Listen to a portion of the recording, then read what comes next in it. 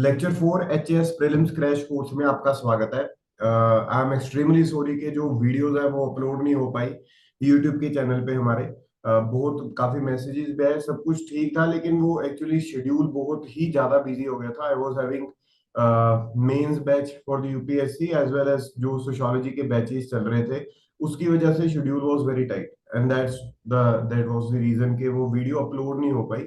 I am extremely sorry. इसको हम cover कर लेंगे किसी न किसी वे से, मतलब ज्यादा वीडियो डाल के या लंबी वीडियो डाल के। सो विदाउट वेस्टिंग, चैप्टर का नाम क्या है? चैप्टर का नाम है नेशनल इनकम अकाउंटिंग, जैसे मैंने आपको पहले भी बताया। और आज हम जीडीपी जीएनपी ये सारा डिस्कस करेंगे। और जीडीपी के कुछ कैलकुलेशन मेथड होते हैं। GDP at basic price, market price, constant price, current price, क्या डिफरेंस है, कौन सा बेस ईयर है, कुछ चेंज हुआ नहीं हुआ, ऑन द बेसिस। और अंडरस्टैंडिंग जो आपकी बनेगी वो बहुत अच्छी बनेगी। और एक जो चीज बड़ी इंपॉर्टेंट आपको यहाँ पे समझ में आनी चाहिए कि भाई ये प्रीलिम्स के लिए है, ठीक है। जो मेंस के लिए इसमें चीजें हैं वो मैं यहाँ पे नहीं कवर कर पाऊंगा इस क्रैश कोर्स में। तो अगर मेंस के लिए कुछ चलाएंगे हम, वैसे तो मेंस के लिए काफी मतलब काफी एजेंडा बन चुका है, और उसको उसकी वीडियोस भी मतलब हम मान के चलो कि कुछ रिकॉर्ड भी कर लिए हैं। तो वो आफ्टर प्रीलिम्स उसको डालते रहेंगे, ठीक है।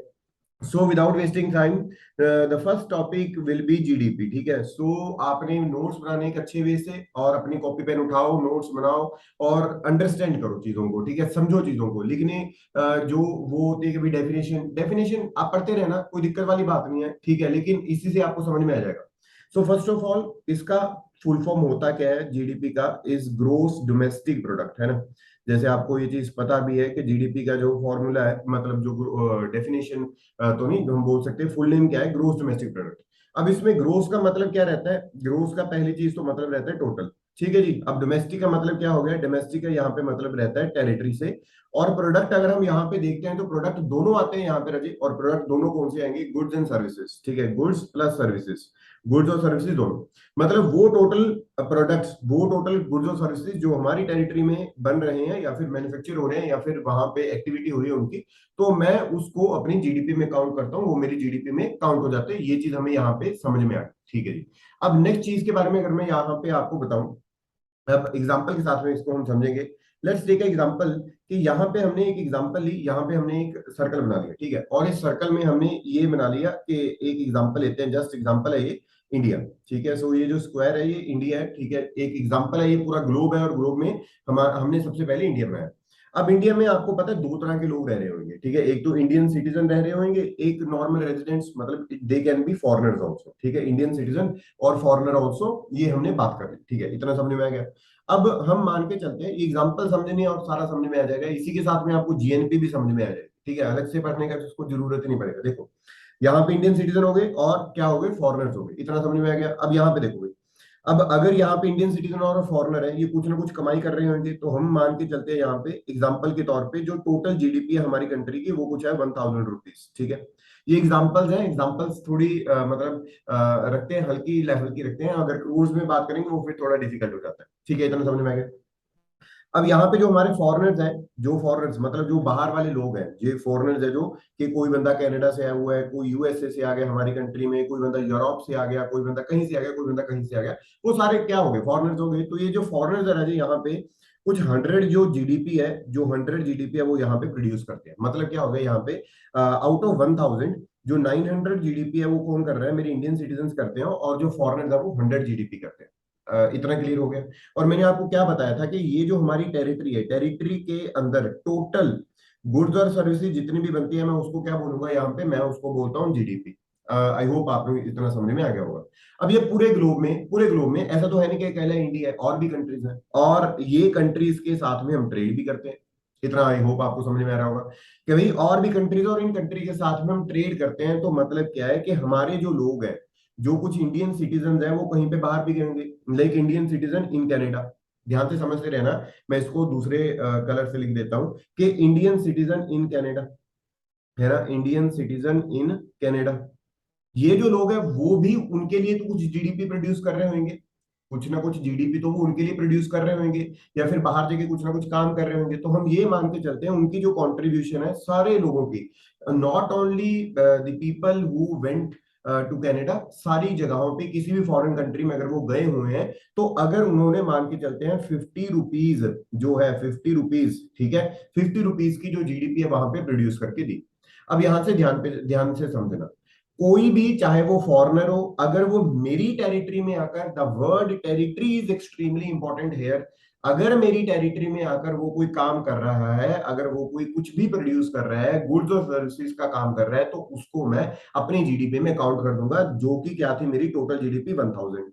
इसी वजह से मैंने आपको क्या बताया था, इसमें फॉरेनर्स की आ गई, मतलब जो बाहर के लोग हमारी कंट्री में आए हुए हैं, जैसे फोर्ड कंपनी लगा लो, फोर्ड कंपनी है, कोई भी ऐसी कंपनी जो बाहर की कंपनी थी, मेरी कंट्री में आके मैन्युफैक्चरिंग कर रही थी, मेरी कंट्री में आके स्टेब्लिश हो चुकी थी, मैं उसको मान के चलता हूँ वो मेरी जीडीपी में काउंट होगा। तो 1000 टोटल हो गया, 900 इंडियन सिटीजन, 100 जो फॉरेनर थे उन्होंने बनाया, ठीक है।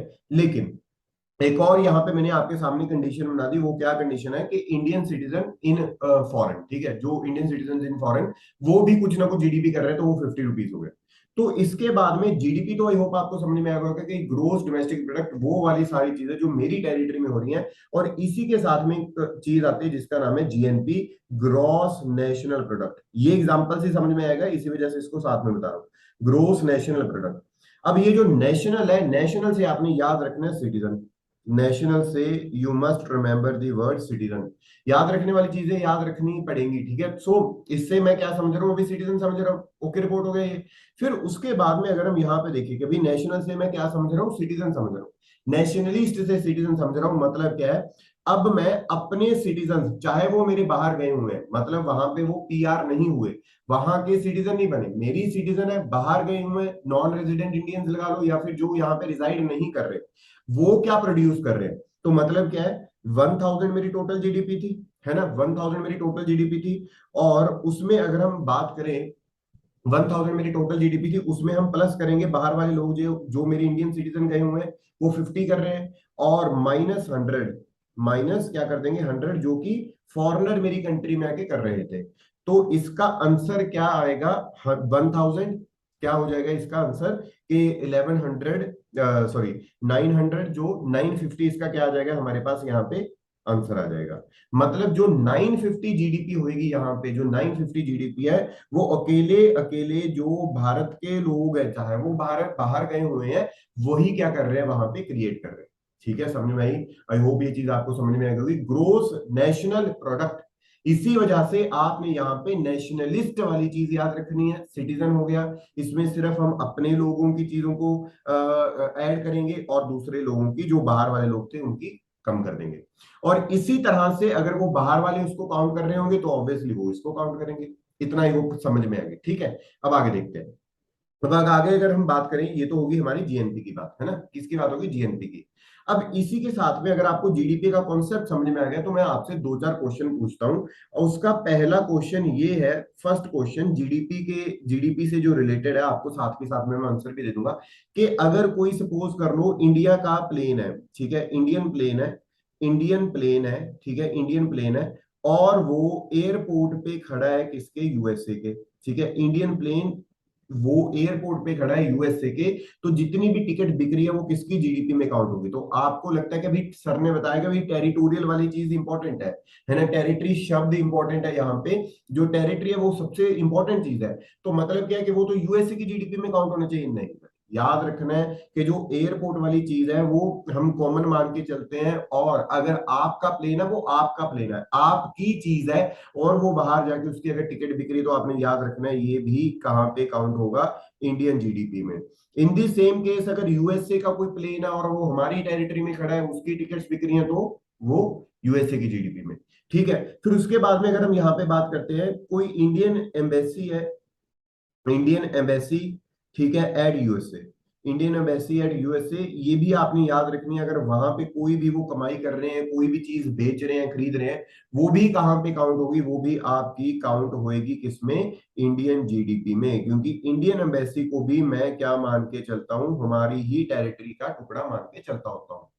और सेम सेंस में अगर यूएसए की एम्बेसी हमारी कंट्री में है, और वो कुछ खरीद बेच रही है, यहाँ पे कोई काम कर रही है, कोई चीज कर रही है, तो आपने याद रखना है वो यूएसए की जीडीपी में काउंट होगा, not Indian GDP. Territorial word की कुछ एक्सेप्शंस है, वो मैं आपको यहाँ पे बता रहा हूं, और आपने भी स्टार मार्क करके उसको लिख लेना है, ठीक है।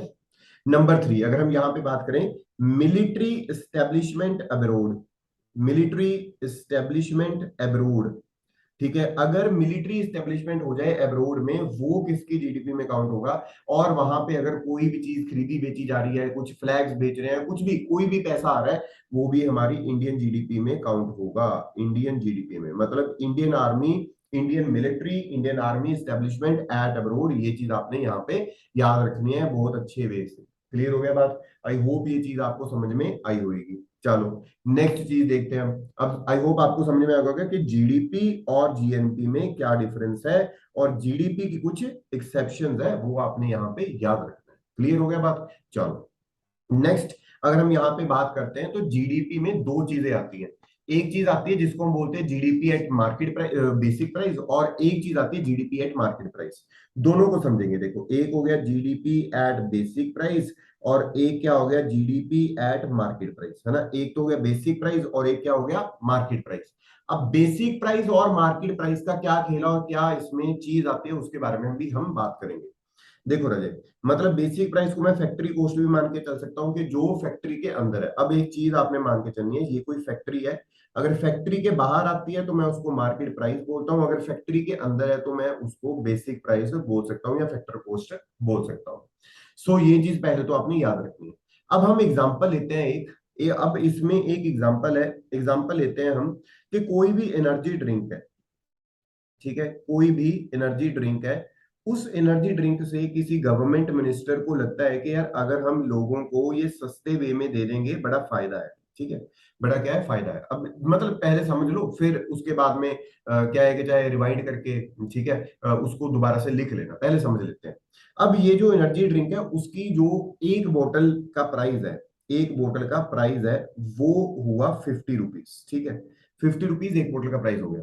हम मान के चलते हैं 100 क्वांटिटीज बंदे ने बनाई, तो 50 मल्टीप्लाई बाय 100 कितना हो गया, टोटल 5000 रुपीज यहाँ पे हमारे पास चीज आ गई। गवर्नमेंट मिनिस्टर को अब लगा कि यार अगर एनर्जी ड्रिंक को दिया जाए लोगों को सस्ते वे में, सबको दिया जाए, तो मे भी क्या होगा कि उसमें जो चीज है कि लोगों का फायदा हो जाएगा। और इस 50 रुपीज में आया क्या क्या है कि कॉस्ट ऑफ प्रोडक्शन हो गया, उसकी मार्जिनल कॉस्ट उसने रख ली, सारा कुछ रख के 50 रुपीज का पड़ रहा है। तो अब सरकार क्या कर सकती है इसके लिए कि लोगों को ये चीज थोड़ी सी सस्ते वे में मिले, तो आपने इस चीज को याद रखना है। अब पहली चीज, जब कोई भी चीज राजे, यहाँ पे चीज याद रखोगे, फैक्ट्री के अंदर है तो वो 50 रुपीज की थी, ऐसे ही हुआ था। लेकिन जब भी फैक्ट्री के बाहर आएगी तो इस पे क्या लगेंगे, टैक्सेस लगेंगे, है ना, टैक्स लगेगा। हम मान के चलते हैं ये 50 रुपीज की तो वैसे ही बनी, कॉस्ट ऑफ प्रोडक्शन इसकी बन गई 50 रुपीज, और मैंने आपको बताया कॉस्ट ऑफ प्रोडक्शन 50 रुपीज, और इस पे क्या लगेंगे, टैक्स ऐड हो जाएंगे। आपको भी पता है हर एक चीज पे टैक्स लगता है। तो 5 रुपीज हम मान के चलते हैं, इस पे क्या लग गया, टैक्स लग गया, जो कि कितनी बन जाती है अमाउंट, 55 रुपीज बन गई। लेकिन ये जो अमाउंट बनी है, इस पे अब क्या करना पड़ेगा, 55 रुपीज पे सरकार को इसको सस्ता करने के लिए सरकार ने यहाँ पे इनको क्या प्रोवाइड किया, सब्सिडी प्रोवाइड की। सब्सिडी प्रोवाइड की, -2 रुपीज की सब्सिडी दे दी, 2 रुपए की सब्सिडी दे दी एक बोतल पे। तो इसका प्राइस एट द एंड क्या पड़ेगा, 53 रुपीज। तो मतलब 53, टोटल क्वांटिटी कितनी थी, 100। 53 मल्टीप्लाई बाय 100 कितना हो गया, 5300। कितना आ गया, 5300। तो ये जो राजे 5000 रुपीज थी, तो ये चीज हमारी क्या बन जाएगी, जीडीपी एट फैक्टर कॉस्ट, और we can say basic price, ठीक है। मतलब फैक्ट्री के लेवल पे अगर 5300 की मैं बात करूं यहाँ पे, तो ये क्या बनेगा, जीडीपी एट मार्केट प्राइस। तो मतलब क्या हो गया, जीडीपी एट मार्केट प्राइस में हमारी एनर्जी ड्रिंक में क्या क्या आया उसके बारे में देखते हैं। मतलब क्या था, जीडीपी एट मार्केट प्राइस में आपका जीडीपी एट फैक्टर कॉस्ट, जो कि कितना था, 50 रुपीज। मैंने आपको ऊपर बताया था कि उसको बनाने के लिए जो पैसा लगा फैक्ट्री के अंदर अंदर, प्लस क्या लगा हमारे पे, इस पे टैक्स, माइनस क्या होगा, सब्सिडीज, माइनस क्या होगा राजे, सब्सिडीज। क्लियर हो गया बात? तो जीडीपी एट मार्केट प्राइस का क्या बन गया, ये फॉर्मूला बन गया। अब आपने कमेंट सेक्शन में बताना है, आपने इसी में से निकल आएगा अगर अजय, ठीक है, आपने कमेंट सेक्शन में लेकिन बताना है कि जीडीपी एट फैक्टर कॉस्ट का फॉर्मूला क्या बनेगा। जीडीपी एट फैक्टर कॉस्ट का फॉर्मूला क्या बनेगा, ठीक है। तो ये चीज को याद रखना और बताना है अच्छे वे से। क्लियर हो गया बात? आई होप आपको ये चीज समझ में आई होगी। चलो, जीडीपी एट मार्केट प्राइस हो गया, जीडीपी एट फैक्टर कॉस्ट हो गया। अब आगे देखो, मतलब बेसिक प्राइस हो गया। अब आगे देखो, एक हमारे पास आता है GDP at constant price, GDP at constant price, और एक राज्य हमारे पास टर्म आती है जीडीपी एट करंट प्राइस। एक कौन सा हो गया कांस्टेंट प्राइस, और दूसरा क्या हो गया करंट प्राइस वाली चीज। जीडीपी एट कांस्टेंट प्राइस और एक दूसरी क्या चीज आ रही है यहाँ पे, जीडीपी एट करंट प्राइस। दोनों में क्या डिफरेंस है उसके बारे में हम बात करते हैं, ठीक है। अब सबसे पहले हम एक एग्जांपल लेते हैं। कोई आइटम है जिसका नाम है ए, ठीक है, कोई भी हम मान के चलते हैं कोई प्रोडक्ट है, उस प्रोडक्ट का नाम है ए, और उसकी जो क्वांटिटी है हम मान के चलते हैं वो है कुछ 1000 रुपीज, ठीक है। और उसका जो प्राइस है हम मान के चलते हैं वो है 20 रुपीज। एक प्रोडक्ट का प्राइस 20 रुपीज है, उसकी क्वांटिटी 1000 है, तो टोटल कितना हो गया 20,000 रुपीज। ऐसा ही हुआ। लेकिन ये जो चीज है हम मान के चलते हैं ये 2020-21 वाले टाइम पीरियड में आती है, ठीक है, 2020-21 वाले टाइम पीरियड में आती है। ये चीज हमें समझ में आएगी। या फिर वी कैन से कि ये आती है हमारी 2018-2019 में ये चीज आती है। 2019-2020 में जो चीज है वो क्या होगी उसके बारे में हम देखेंगे। हमने देखा कि 2019-20 के फाइनेंशियल ईयर में, मतलब एक साल बाद, जो क्वांटिटी है वो क्या हो जाती है यहाँ पे इंक्रीज होती हुई हमें दिखाई देती है। क्वांटिटी होगी यहाँ पे 1050, और जो प्राइस है वो भी क्या हो जाता है यहाँ पे बढ़ जाता है, ठीक है। अब इसको अगर हम मल्टीप्लाई करेंगे ये क्या बनेगा 23100, ऐसे ही बनेगा। इसका अब ये जो प्राइस है, मतलब जो 2 रुपए प्राइस था वो क्या हो गया अब इंक्रीज हो गया। ध्यान से समझते रहना, जब पूरा हो जाएगा ये चीज फिर ज्यादा अच्छे वे से समझ में आएगा। 18-19 में प्राइस मैंने आपको पहले ही बता दिया, क्वांटिटी बता दी। अब 19-20 में क्वांटिटी बता दी और प्राइस बता दिया, और जो टोटल चीज है यहाँ पे हमें यहाँ पे पता चल गई, ये वाली चीज होगी, ठीक है। अब अगर हम इसकी ग्रोथ देखेंगे यार, ये एक साल में ग्रोथ कितनी है तो हमें पता चलेगा 23,100 माइनस 20,000, और किसके रिस्पेक्ट में हमने देखनी है 20,000 के, ठीक है। ऐसे ही होता रहे, मल्टीप्लाई बाय 100, ऐसा ही आ जाएगा।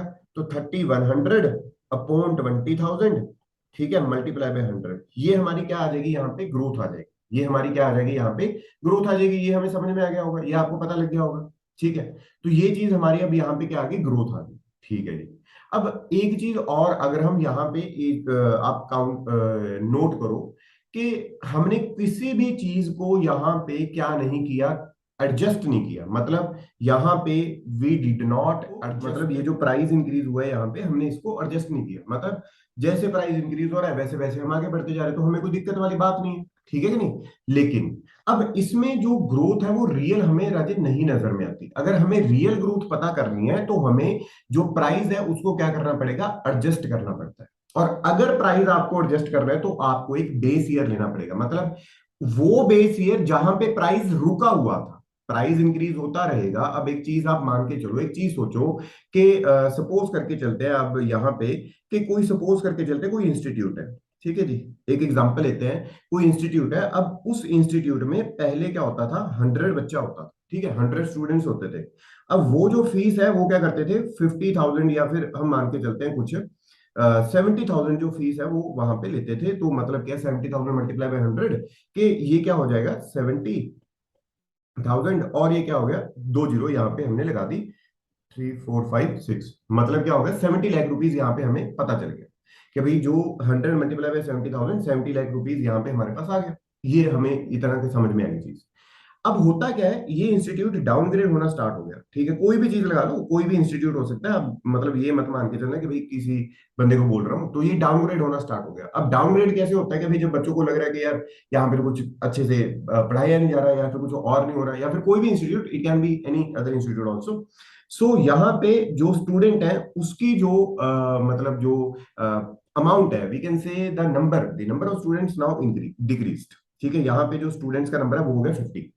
अब इन्होंने क्या किया, कहते हैं यार 50 स्टूडेंट्स हो गए, लेकिन हमारा तो टारगेट 70 लाख का है, ठीक है। हमारा टारगेट तो 70 लाख का है, हमने तो टारगेट पूरा करना है। तो इन्होंने अब क्या किया, इसकी फीस कर दी 1,40,000, ठीक है जी, 1,40,000 कर दी। अब इससे हमें क्या पता चला, समझ रहे हो चीज, कि टारगेट तो पूरा हो जाएगा लेकिन जो ग्रोथ है वो रियलिटी में क्या हो रही है यहाँ पे डिक्रीज हो रही है। आप कुछ भी कर लो, आप कुछ भी कर लो, लेकिन रियलिटी में जो आपकी ग्रोथ है वो यहां पे क्या हो रही है, डिक्रीज हो रही है। समझ में आया चीज? तो यहां पे ये चीज अब सबको पता चल रही है मार्केट में कि भाई जो ग्रोथ है वो क्या हो रही है, डिक्रीज हो रही है। और इसी सेंस में अगर यहाँ पे प्राइस इंक्रीज होता रहेगा और क्वांटिटी कम इंक्रीज होएगी, तो हमें क्या पता चलेगा, ग्रोथ वो आपकी रियल नहीं है, वो आप दिखा रहे हो, वो रियल ग्रोथ नहीं है कि नहीं, रियल ग्रोथ नहीं है। ठीक है, अब आगे देखो, इसका रियल ग्रोथ जानने के लिए हमें क्या करना पड़ेगा, हमें बेस ईयर है जो उसका प्राइस फिक्स करना पड़ेगा। जैसे इस बेस ईयर का अगर हम प्राइस फिक्स कर दें 70,000, ये प्राइस फिक्स हो गया, बच्चा हमें पता लग गया क्वांटिटी कम हो गई, तो कितना पैसा जुड़ रहा है उस बंदे को, 35 लाख रुपए, 35 लाख। अब हमें पता चला ये इसकी रियल जीडीपी है, ये फेक नहीं है, ये क्या नहीं है, ये रियल जीडीपी है, ये नॉमिनल नहीं है। फेक तो चलो और वर्ड हो गया, मतलब ये नॉमिनल नहीं है। समझ में आया चीज? अब इसमें देखो एक चीज, अब वो वही सेम एग्जांपल कि भाई कोई ए प्रोडक्ट है, अब इस ए प्रोडक्ट का हम मान के चलते हैं एक बेस ईयर फिक्स कर लेते हैं हम, और हमारी गवर्नमेंट ने बेस ईयर फिक्स किया हुआ है 2011 2012। अब इस बेस ईयर के अकॉर्डिंगली अगर हम यहाँ पे देखें, तो हम ये मान के चलते हैं कि उस टाइम पे जो ए प्रोडक्ट है, उस टाइम पे जो ए प्रोडक्ट है उसका क्वांटिटी थी 1000, क्वांटिटी कितनी थी 1000, और प्राइस यहाँ पे अगर हम उसका देखें तो वो था 18। जैसे मैंने बताया ना, उसका बेस ईयर देखना पड़ेगा, रोकना पड़ेगा उसको भाई। ठीक है, तो यहाँ पे ये क्या आया, 18,000 हो गया ना, 18,000। अब और जो चीज हमें पता चलती है कि ग्रोथ को हम रियल ग्रोथ कैसे बताए, वो तो भाई नॉमिनल ग्रोथ है जो अभी मैंने बताई। रियल ग्रोथ पता करने के लिए बेस ईयर हमने ले लिया, और अगर हम आज का ईयर ले इनका 2019-20, 2019-20 में होता क्या है, यहाँ पे क्वांटिटी बढ़ गई 1050, बढ़ी थी ना ऊपर, लेकिन ये प्राइस को रोकना पड़ेगा भाई साहब, प्राइस नहीं बढ़ाना। अगर प्राइस बढ़ गया तो रियल पता नहीं लगेगा। तो यहां पे ये कितना था, मल्टीप्लाई बाय 18 ही रहेगा, इट विल बी 18,900। तो मतलब 900 अपॉन 18,000 मल्टीप्लाई बाय 100। ठीक है जी, तो यहां पे हमें पता चलेगा कि यहाँ पे जो चीज है वो क्या, ही ग्रोथ कितनी आ गई, 5%।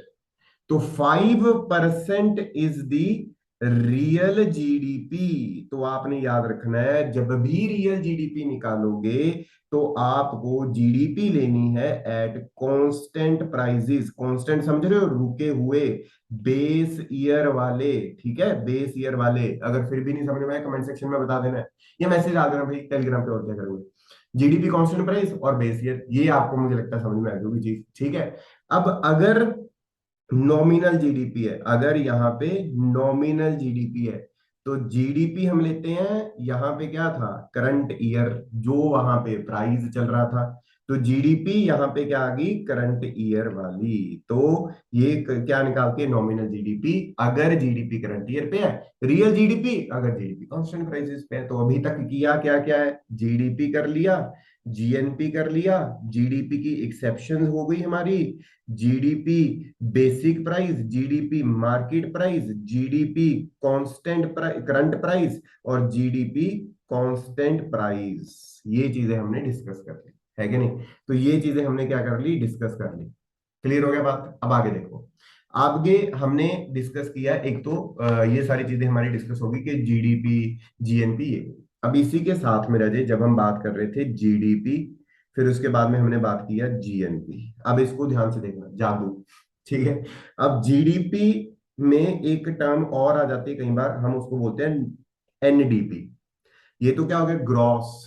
देखो वर्ड्स का कितना ज्यादा यहाँ पे इंपॉर्टेंस है, ये क्या था, टोटल। लेकिन एनडीपी में हम देखते हैं नेट डोमेस्टिक प्रोडक्ट। एनडीपी में हम देखते हैं नेट डोमेस्टिक प्रोडक्ट।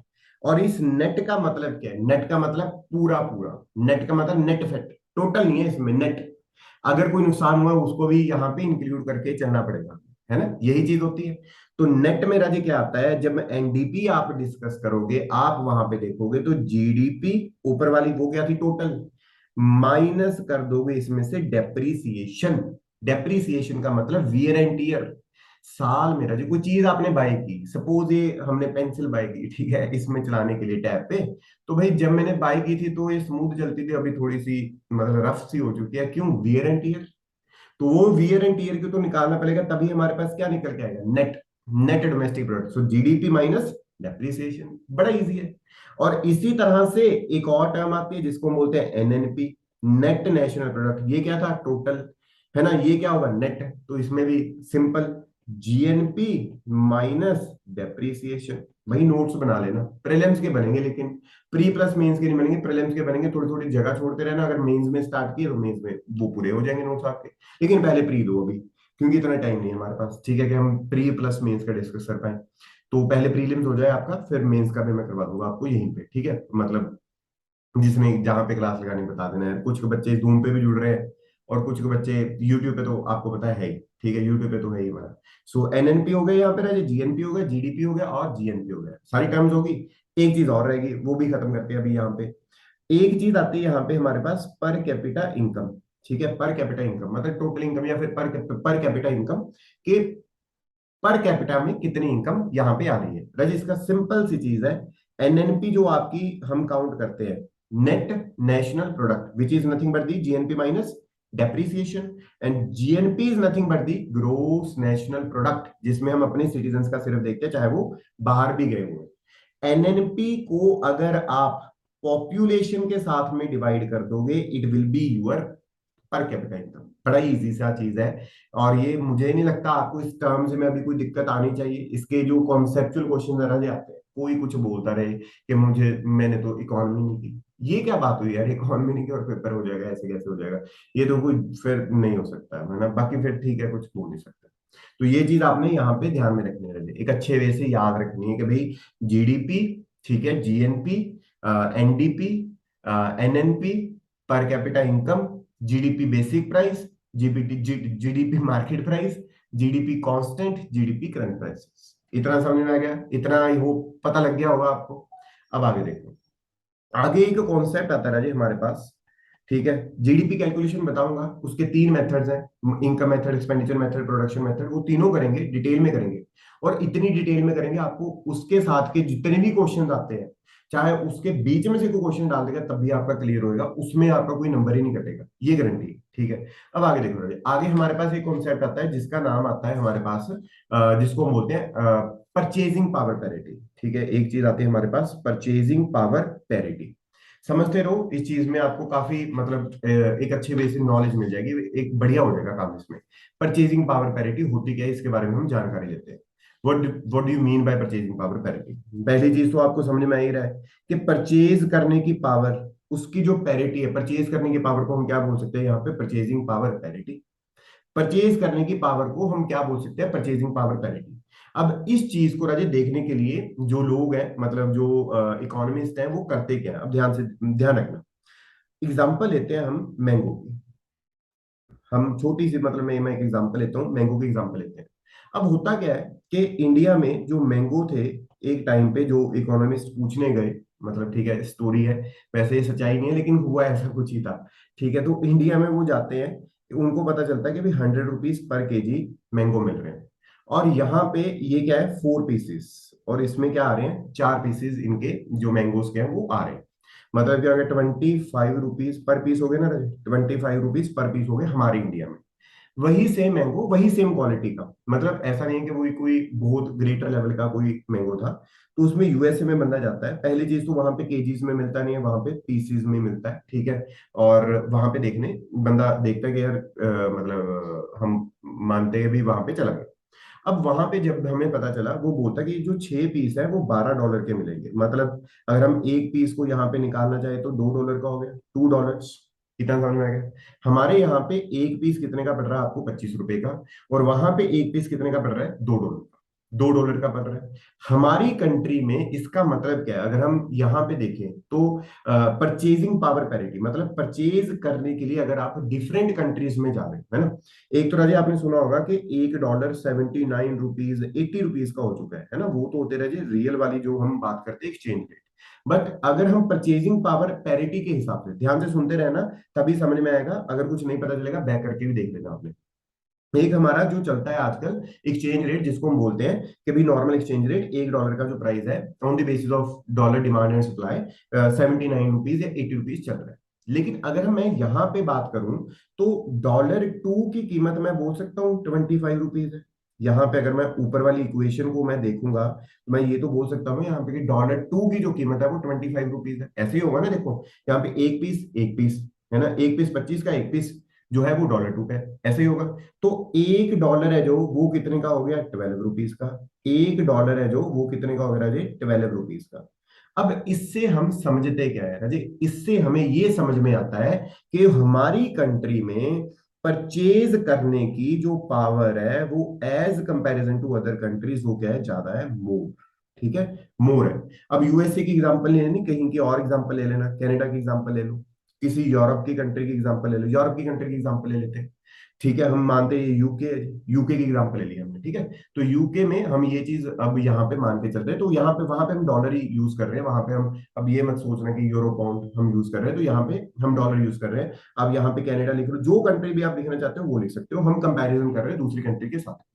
अब आपने एक चीज देखी कि $1 की कीमत एक्सचेंज रेट के हिसाब से 79 या ₹80 है, लेकिन यहाँ पे कितनी है, $1 की कीमत यहाँ पे ₹12 है। एक और मतलब क्या हुआ, हमारी जो ट्रिपल पी है वो क्या है, हायर है, मतलब कम पैसे में, मतलब यहां पे मैं लिख रहा हूं, in the less money you can buy more, less money you can buy more as comparison to other countries, you can buy more as comparison to other countries. यही समझा हमने, यही समझा हमने, as comparison to other countries, है ना। तो हमारी कंट्री में ट्रिपल पी क्या है, ज्यादा है, कि अगर यहाँ पे कोई पैसे लेकर, सेम पैसा लेकर यूएसए में जाएगा उसको कम आम मिलेंगे, और सेम पैसा लेकर अगर वो इंडिया में आएगा उसको ज्यादा जो है वो मैंगोस वो यहाँ पे मिलेंगे। और एग्जांपल ले लो, बर्गर की एग्जांपल ले लो, अगर यहाँ पे कोई भी बर्गर है, सपोज मैकडी का कोई बर्गर है, वो यहाँ पे हमारे यहाँ पे ₹190 का है, यूएसए में वो पड़ता है कुछ $4.5 का, है ना, $4.5 का पड़ रहा है सेम बर्गर। उसमें कुछ डिफरेंस नहीं है, कोई डिफरेंस नहीं है, सेम बर्गर यहाँ पे हम मान के चलते 190 का है, और वहां पे कितने का पड़ रहा है, वहां पे पड़ रहा है भाई $4.5 का। तो अगर हम राजे पहले वाली एक्सचेंज रेट के हिसाब से चले, पहले वाले एक्सचेंज रेट जो जब ₹65 होता था या कुछ इतना होता था, तो इसको मैं अगर मल्टीप्लाई कर दूं 65 से तो कितना आ जाएगा, अपॉन 10।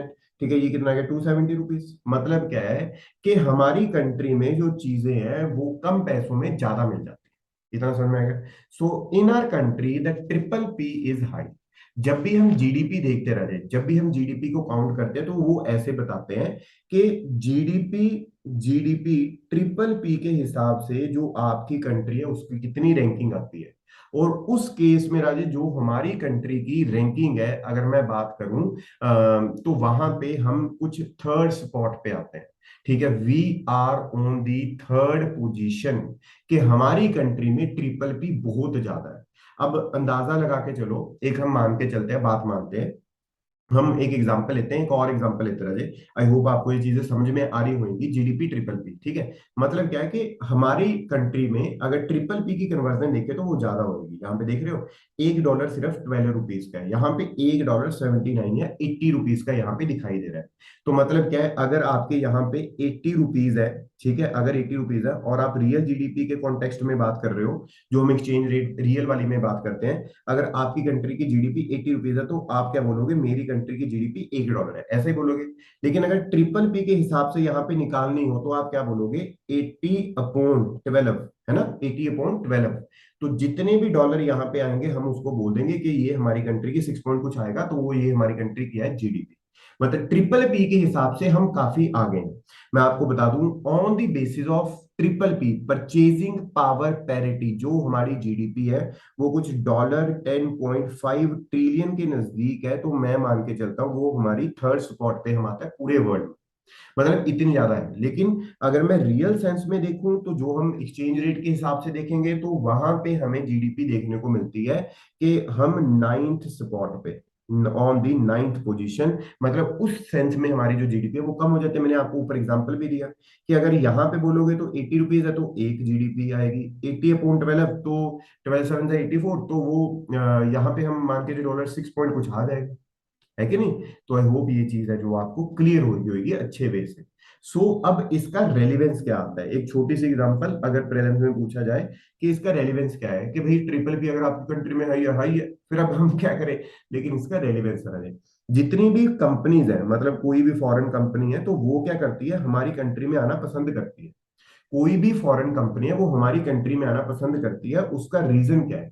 क्योंकि अगर वो कम पैसे देगी, मतलब लेस सैलरी भी देगी, तो उसको पता है यहाँ पे ट्रिपल पी क्या है, हाई। यहाँ पे इंडिया में ट्रिपल पी क्या है, हाई है। कोई फॉरेन कंपनी हमारी कंट्री में आई, वो लेस सैलरी दे रही है, और उसको पता है लेस सैलरी में भी लोग है जो वो यहाँ पे जॉब करेंगे। पहली चीज तो यहाँ पे अनएम्प्लॉयमेंट है, ठीक है, पहली चीज तो यहाँ पे अनएम्प्लॉयमेंट है। दूसरी चीज यहाँ पे ट्रिपल पी हाई है, और लोग अपना पेट है जो वो भर पाएंगे एक अच्छे वे से। ठीक है, तो ये एक रेलिवेंस बन जाता है किस चीज का, ट्रिपल पी का। ये चीज आई होप आपको समझ में आई हुई। ठीक है, ये होगी परचेजिंग पावर पैरिटी रही। ठीक है, अब आगे देखते रहिए। आगे हमारे पास रजी कॉन्सेप्ट आता है आई कोर। ठीक है, आई कोर का कॉन्सेप्ट हमारे पास आता है इंक्रीमेंटल कैपिटल आउटपुट रेशियो। ठीक है, आई कोर का जो कॉन्सेप्ट है वो हमारे पास आता है इंक्रीमेंटल कैपिटल आउटपुट रेशियो का। अब आई कोर का कॉन्सेप्ट क्या है, और अगर ये आई कोर हाई है, if I core is high, तो उसका इंपैक्ट क्या पड़ता है उसके बारे में हम बात करेंगे। राजे हम एक छोटी सी एग्जांपल लेते हैं।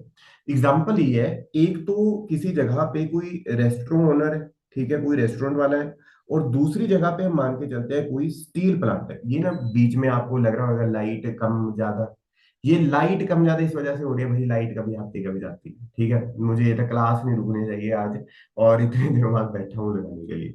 और मैं आपको बताता हूँ, मेरा कल ये सुबह वाला जो स्लॉट है वो फ्री हुआ, और आज मुझे ये था कि यार भाई क्लास रिकॉर्ड करनी है, चाहे जितनी भी करनी पड़े, क्योंकि ये जरूरी है। ठीक है, तो अगर एक बार स्टार्ट किया तो उसको अंत तो करना है, क्योंकि इकोनॉमी के बाद में एनवायरनमेंट करवानी है, और एनवायरनमेंट करते ही आपको मैं बता देता हूँ, कोई बुक पढ़ने की जरूरत ही नहीं पड़ेगी कभी भी, for UPSC for HAS both. ठीक है, अब देखो पहले, रेस्टोरेंट ओनर एक स्टील प्लांट है। रेस्टोरेंट ओनर में ये बंदा क्या करता है कि वहां पे कुछ बर्गर वगैरह या फिर कुछ हम मान के चलते हैं कुछ पिज्जा वगैरह बना रहा है ना।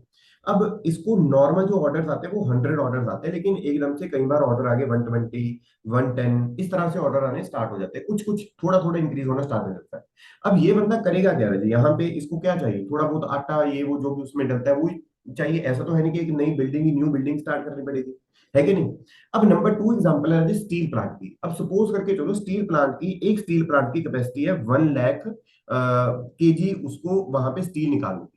अब याद रखना, जब भी ये कैपेसिटी पूरी होगी तो ऐसा नहीं कि आप बोलोगे यार मैं 10 और बना देता हूँ स्टील, ऐसा नहीं बनेगा। वो उसकी कैपेसिटी है, मतलब अगर आपको कोई ऑर्डर आ गया कि 100 केजी मोर करना है या फिर 50 केजी और ज्यादा कर दो, तो आपको एक वन न्यू स्टील प्लांट ही लगाना पड़ेगा। ठीक है, अगर आप उस ऑर्डर को एक्सेप्ट कर रहे हो और अगर आप चाहते हो आगे काम करना, तो you have to build a new steel plant for the 50 KG और 100 केजी ऑफ स्टील। मतलब कम चीज के लिए आपको ज्यादा क्या करना पड़ेगा, यहाँ पे इन्वेस्ट करना पड़ेगा। For the less you have to invest more, ऐसा ही था। लेकिन यहाँ पे क्या था, इन्वेस्टमेंट क्या थी राजे, बहुत ज्यादा कम थी, ऐसा ही था।